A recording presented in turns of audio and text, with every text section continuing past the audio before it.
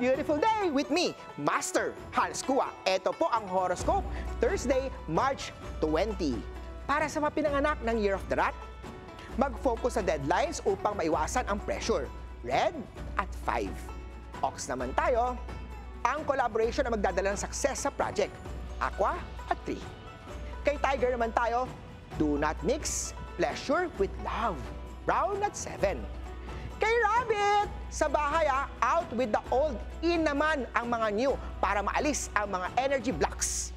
Blue at 9.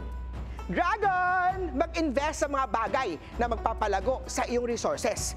Pink at 6. Kay Stick naman tayo, kung hindi ka comfortable sa isang tao, umexit na agad. Yellow at 4. Ito naman kay Rob the Horsey. Planuhin ang mga gastusin para maiwasan ang kakulangan. Green at 8. Kay Ship naman tayo, bigyan ng pansin ang healthy lifestyle upang maiwasan ang sakit. White at 2. Monkey naman tayo, mag-focus sa communication upang maiwasan ang hindi pagkakaunawaan. Gray at 1. Kay Rooster naman tayo, putulin mo na ang mga useless na relationship. Purple at 3. Kay Dog naman tayo, mag-focus sa balance meal upang mapanatili ang energy. Orange at 5.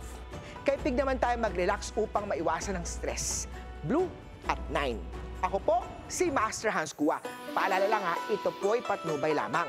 Ang tunay na swerte ay nagsisimula sa pagiging totoo. Abangan ang horoscope of the day dito lang po sa It's a Big